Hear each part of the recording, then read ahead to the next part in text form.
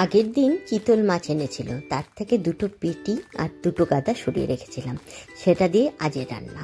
পেটি দুটো তো সুন্দর খাওয়া যায়, কিন্তু গাদা খেতে কেউ চায় না, তাই এই গাদার পিসগুলোকে আমি সুন্দর করে চামচ দিয়ে দিয়ে কাটা ছাড়িয়ে এখানে আলাদা করে নিয়েছি আর স্কিনটাকে ফেলে দিয়েছি। এবার এটা দিয়ে দুর্দান্ত একটি টেস্টি আমি কোপ্তা রান্না করব। তো চলুন সেটা কিভাবে করি দেখা যাক। এখানে আমি 1/2 ইঞ্চি আদা নিয়েছি টুকরো টুকরো করে, দিয়ে দিচ্ছি 8-10টা কাঁচা লঙ্কা, আর নিয়ে নিয়েছি একটা গোটা টমেটোকে টুকরো করে, এখানে 6-7 কোয়া রসুন নিয়ে নিয়েছি, আর দুটো পেঁয়াজ নিয়ে নিয়েছি মোটা মোটা টুকরো করে। এবার সব দিয়ে একটু জল দিয়ে মিহি একটা পেস্ট তৈরি করে বাড়িতে অল্প মাছ পড়ে থাকলেও সেটা দিয়ে খুব সুন্দরভাবে পরিবারের সবার জন্য টেস্টি রান্না করা যায় কিভাবে, আজ সেটাই করছি। তো পেস্টটা আমার রেডি হয়ে গেছে, এবার এটাকে একটা বাটিতে ঢেলে নিচ্ছি। পেটি দুটোকে সরিয়ে রাখছি, আর গাদার যে পিস থেকে আমি মাছটাকে আলাদা করে ছাড়িয়ে নিয়েছি চামচ দিয়ে, সেটাকে নিয়ে নিচ্ছি। এখানে একটা আলুকে সুন্দর করে সেদ্ধ করে নিয়েছি, সেটা নিয়ে নিলাম। এবার এর মধ্যে ওই যে মিক্সার গ্রাইন্ডারের জারে যা মশলা করেছিলাম তার থেকে চামচ দিয়ে 3 চামচ মশলা আমি এর মধ্যে অ্যাড করে দিলাম। মাছটার মধ্যে যেহেতু হলুদ লবণ আগে থেকেই মাখিয়ে নিয়েছিলাম, তাই এখানে আর কোনো রকম প্রথমে আমি হলুদ লবণের ব্যবহার করছি না। এখানে একটা ডিম ফাটিয়ে এর মধ্যে দিয়ে দিলাম। এটা আপনারা যে কোনো মাছ দিয়েও কিন্তু করতে পারেন। অনেকটা মুইঠা টাইপের রেসিপিটা, কিন্তু মুইঠা তো হবে না কারণ মাছের পরিমাণ এখানে খুব কম, কিন্তু এই মুইঠার মতন টেস্টি করেই আমি আরেকটা নতুন স্বাদের কোপ্তা তৈরি করব, যেটা খেতে কিন্তু অসাধারণ লাগবে, আর কামড় দিলে মুইঠার ফ্লেভার পাওয়া যাবে। তো যাই হোক, খুব সুন্দর করে ডিম, আলু, মাছ সব কিছুকে সুন্দর করে আমি মেখে একসাথে করে নিচ্ছি। মাখাটা খুব সুন্দর করে মাখতে হবে, আর আলুটার মধ্যে যেন কোনো রকম দানা না থাকে সেটা লক্ষ্য রাখতে হবে। আলুর 1-2টো দানা দানা আছে, সেটাকে আমি হাত দিয়ে খুব সুন্দরভাবে ডলে ডলে মেখে নিলাম। এবার একটা পাত্রের মধ্যে জল দিয়ে আমি গ্যাসের মধ্যে বসিয়ে দিয়েছি ফুটবার জন্য। জলটা ভালো করে গরম হলে তারপর ওর মধ্যে আমি একটুখানি নুন ফেলে দিলাম। এবার এটাকে গোল গোল করে মুইঠার মতন করে দিয়ে দেব। এটাই যদি চিতল মাছ বেশি থাকতো তাহলে এটা দিয়েই মুইঠা রেডি হয়ে যেত, কিন্তু যেহেতু মাছ এখানে বেশি নেই তাই এটাকে আমি মুইঠা বানাচ্ছি না। এটা জাস্ট একটুখানি ফুটে উপর দিকে উঠলেই আমি এটাকে নামিয়ে নিলে এটা মুইঠা আকারে তৈরি হয়ে যেত, কিন্তু এটাকে আমি আরও 5 মিনিট মতন বেশি করে ভাপিয়ে নিয়ে তারপর তুলবো, কারণ এটাকে আমি কোপ্তা বানাবো। কিন্তু ফ্লেভারটা ওই যে মুইঠার আনবো, তার জন্য আমি মুইঠার আকারে এর মধ্যে দিয়ে দিলাম। এই নতুন স্বাদের চিতল মাছের গাদা দিয়ে কোপ্তাটা আপনারা অবশ্যই একবার বানিয়ে দেখবেন, দুর্দান্ত লাগে খেতে। আর সত্যি কথা বলতে কি, অল্প একটু মাছের গাদা পড়ে থাকলে সেটা দিয়ে অনায়াসেই আপনারা কিন্তু এই কোপ্তাটা তৈরি করতে পারেন। দেখুন, মুঠার থেকে একটু বেশি ভাপিয়ে নিয়েছি, এবার সুন্দর করে আমি এটাকে হাতা দিয়ে তুলে নিচ্ছি। আর আপনারা চাইলে একটা ছাঁকনির সাহায্যেও এটাকে সম্পূর্ণ ছেঁকে তুলে নিতে পারেন। ছাঁকনির সাহায্যে তুললে না ঝুরঝুরো সব কিছুই বেরিয়ে আসবে। আমি প্রথমে অল্প অল্প হাতা দিয়ে তুলে নেবার পর পুরোটাকে ছাঁকনি দিয়ে ছেঁকে তুলে নিয়েছি। এবার আমি 3-4 ঘন্টা আগে 1/2 কাপ মটর ডাল নিয়ে ভিজিয়ে নিয়েছিলাম। এইবার এই ডালটাকে আমি মিক্সার গ্রাইন্ডারের জারে দিয়ে পেস্ট করে নেব। এর মধ্যে কিন্তু কোনো রকম জল ব্যবহার করব না। ডালটা যদি একটু দানা দানা থাকে তাহলেই এটা কিন্তু বেশি ভালো লাগবে, তাই ডালটার মধ্যে কোনো রকম জল না ব্যবহার করে মিক্সার গ্রাইন্ডারের জারে দিয়ে আপনারা সুন্দর করে পেস্ট করে নেবেন।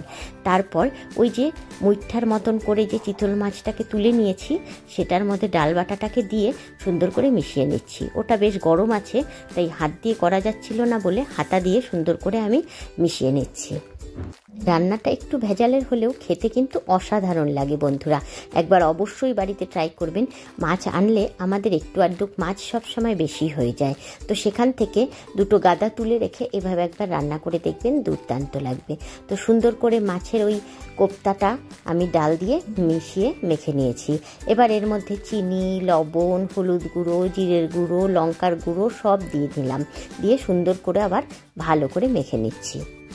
এক্ষেত্রে আরেকটা কথা বলে রাখি, যদি আপনারা চিতল মাছ দিয়ে না করে রুই মাছ, কাতল মাছ, অন্য কোনো মাছ দিয়ে করেন, সেক্ষেত্রে মাছটাকে আগে ভাপিয়ে নিয়ে তারপর পুরো প্রসেসটা করবেন, তাহলেও কিন্তু হবে। যেহেতু চিতল মাছ নরমেই খুলে যায়, মানে কাঁচাতেই খুব সুন্দর চামচ দিয়ে খুলে যায়, তাই আমি কাঁচাতেই মাছটাকে তুলে নিয়ে এভাবে মুঠার মতন করে তারপর এটাকে কোপ্তার শেপ দিয়েছি। দেখুন আমি আস্তে আস্তে তেলের মধ্যে দিয়ে খুব সুন্দর করে ভেজে নিচ্ছি কোপ্তাগুলোকে। দেখেই কি ভালো লাগছে না? এটা কিন্তু এমনিতেও খেতে অনেক মুচমুচে হয়, ক্রিস্পি হয় উপরটা, আর ভিতরটা একদম নরম সফট।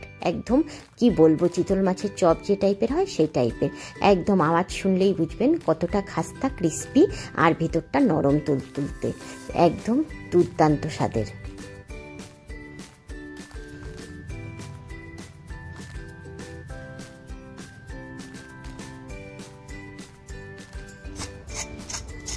আমার ছেলে তো এভাবেই 3-4টে খেয়ে নিল। তো যাই হোক, ওগুলোকে সাইড করে রেখে এবার মাছের পেটি দুটো যে আছে, পেটি দুটোকে আমি ওই তেলে দিয়ে আবার ভেজে নিলাম। তারপর এখানে ফোড়নে দিয়ে দেব দারচিনি, এলাচ, তেজপাতা, শুকনো লঙ্কা আর গোটা জিরে, সব দিয়ে আমি ফোড়ন দিয়ে দেব। তেল মনে হচ্ছে একটু কম, তাই অল্প একটু তেল আমি এর মধ্যে অ্যাড করে দিলাম। সুন্দর করে ফোড়নটাকে গরম হতে দেব।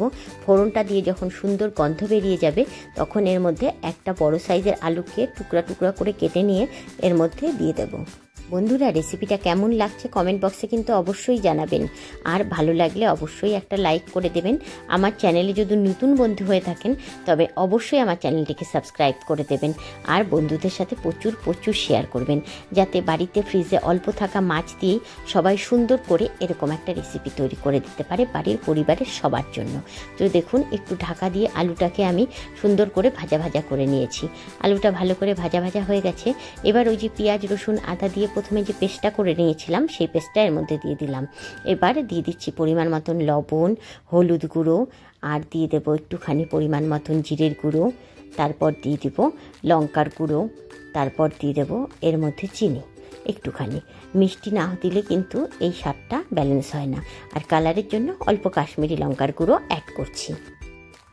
এবার ভালো করে মিশিয়ে নিয়ে আমি এটাকে ঢাকা দিয়ে বেশ কিছুক্ষণ কষাতে দেব, প্রায় মিনিট 10। মাঝখানে 1-2 বার আপনারা খুলে খুলে নেড়ে দিতে পারেন। আমিও 2 বার খুলে খুলে নেড়ে দিয়েছি। তাতে মশলাটা খুব সুন্দর ভাজা হয়ে যাবে, আর আলুটাও সুসেদ্ধ হয়ে যাবে। এখনকার আলুগুলো না ভীষণ শক্ত, তাই আমি আলুগুলোকে আর তুলে রাখিনি, এর মধ্যে একবারেই মশলার সাথে আলুটাকেও কষতে দিয়ে দিয়েছি। আপনারা চাইলে আলুটাকে তুলে রেখে দিতে পারেন ভাজা হয়ে গেলে। দেখুন মশলাটা খুব সুন্দরভাবে কষে গিয়ে তেল ছেড়ে দিয়েছে। খুব বেশি তেলের দরকার পড়ে না, এই সব কিছু ভাজাভুজি হয়ে গেলে অল্প তেলেই মোটামুটি রান্নাটা হয়ে যায়। এবার মশলাটাকে আরও মিনিট 2-3 সুন্দর করে ভেজে নেব প্রথমে। তারপর এর মধ্যে দিয়ে দিচ্ছি 1 চামচ পরিমাণ ঘি। এর মধ্যে ঘিটা দিলে না খুব সুন্দর ফ্লেভার আসে, তাই ঘিটা অবশ্যই দেবার চেষ্টা করবেন। দিয়ে দিলাম একটু সানরাইজের গরম মশলার গুঁড়ো। এবার মশলাটাকে আর একটু সুন্দর করে ভাজা ভাজা করে নিয়ে এর মধ্যে দিয়ে দেবো ফুটানো জল। জলটা কিন্তু অবশ্যই ফুটানো ব্যবহার করবেন, তবে ঝোলের টেস্টটা বা গ্রেভির টেস্টটা খুব ভালো আসবে। তো যাই হোক বন্ধুরা, আমার রেসিপিটা কেমন লেগেছে, আর আপনারা কারা এরকম অল্প মাছ থাকলেই সেটা দিয়ে এরকম কোপ্তাকারি করে আপনারা সবাইকে খাওয়ান, সেটা আমাকে কমেন্ট বক্সে অবশ্যই জানাবেন। আপনাদের কমেন্ট পড়তে আমার ভীষণ ভালো লাগে। তো এখানে আমি ফুটানো জলটা অ্যাড করে দিলাম। এবার এই ঝোলটাকে বেশ কিছুক্ষণ ফুটতে দেবো। ভালো করে ফুটে গেলে তারপরে মাছের যে পেটি দুটো ছিল, সেই পেটি দুটোকে এর মধ্যে ছেড়ে দেবো প্রথমে। ইউটিউব থেকে দেখলে নতুন বন্ধু হলে যেমন সাবস্ক্রাইব করবেন, ফেসবুক থেকে যদি দেখেন আমার পেজটিকে অবশ্যই ফলো করে দেবেন, আর আমার চ্যানেলে অবশ্যই লাইক বাটনটা টিপে দেবেন। তো দেখুন ঝোলটা ফুটে গেছে, তাই আমি পেটিটা প্রথমে ছেড়ে দিলাম। পেটিটা দিয়ে এটাকে মিনিট 5-7 ফুটিয়ে নেব মিডিয়াম আঁচে। একদম ফুটে মাছের ঝোলটা যখন পুরোপুরি রেডি হয়ে আসবে, তারপর কোপ্তাগুলো দিয়ে জাস্ট একটুখানি মিনিট খানিক ফুটিয়েই আমি কিন্তু গ্যাসটা অফ করে দেবো। কোপ্তা দিয়ে কিন্তু বেশি ফুটালে এটার কোপ্তাগুলো নরম হয়ে গলে যাবে, তাই কোপ্তা দিয়ে বেশি ফোটানো যাবে না। একদম ঝোলটা খুব সুন্দরভাবে তৈরি হয়ে এসছে, তখন আমি উপর দিয়ে কোপ্তাগুলো দিয়ে দিলাম। দিয়ে জাস্ট 1 মিনিট মতন ফুটিয়েই গ্যাসটা অফ করে দিতে হবে। এটাই সিস্টেম, না হলে কিন্তু কোপ্তাগুলোর স্বাদও পাওয়া যাবে না আর কোপ্তাগুলো গলে যাবে। তো এইভাবে আমি দিয়ে বেশ কিছুক্ষণ একটু উল্টে পাল্টে দিয়ে নিয়েই একটুখানি ঘি দিয়ে এটাকে নামিয়ে নিয়েছি। তো বন্ধুরা, রেসিপিটি কেমন লাগলো অবশ্যই কিন্তু কমেন্ট বক্সে জানাবেন আমাকে, আর ভালো লাগলে অবশ্যই লাইক করে দেবেন আর বন্ধুদের সাথে প্রচুর প্রচুর শেয়ার করবেন। আবার বলছি, আমার চ্যানেলে নতুন বন্ধু হয়ে থাকলে অবশ্যই চ্যানেলটিকে কিন্তু সাবস্ক্রাইব করে দেবেন। আর একদম নামানোর মুহূর্তে গ্যাসটা বন্ধ করে দিয়ে আমি আরও হাফ চামচ মতন ঘি অ্যাড করে দেব। ঘিয়ের ফ্লেভারটা না এই কোপ্তার মধ্যে অসাধারণ লাগে, তাই ঘিটা কিন্তু অবশ্যই দেবেন, এটা কিন্তু কোনোভাবেই স্কিপ করবেন না। তো আমার রান্নাটা একদম কমপ্লিট হয়ে গেছে, এবার এটাকে নামিয়ে গরম গরম পরিবেশন করে দেব। বিশ্বাস করুন, মাছ যে খাচ্ছে না সেও বলবে না মাছ খাচ্ছি। অসাধারণ লাগবে, একটা চিতল মাছের মুইঠার ফ্লেভার পাওয়া যাবে এই কোপ্তাতে, আর দুর্দান্ত লাগবে টেস্টটা। আপনারা বাড়িতে এভাবে বানিয়ে দেখবেন। যদি চিতল মাছ বাড়িতে আসে তখন সেখান থেকে অল্প গাদাটা তুলে রেখে দিয়ে এইভাবে বানিয়ে দেখবেন কেমন লাগে। তো আজ এই অবধি, দেখা হবে আবার নেক্সট ভিডিওতে। টাটা বন্ধুরা, ভালো থাকবেন, সুস্থ থাকবেন। আজ এই অবধি, বাই বাই।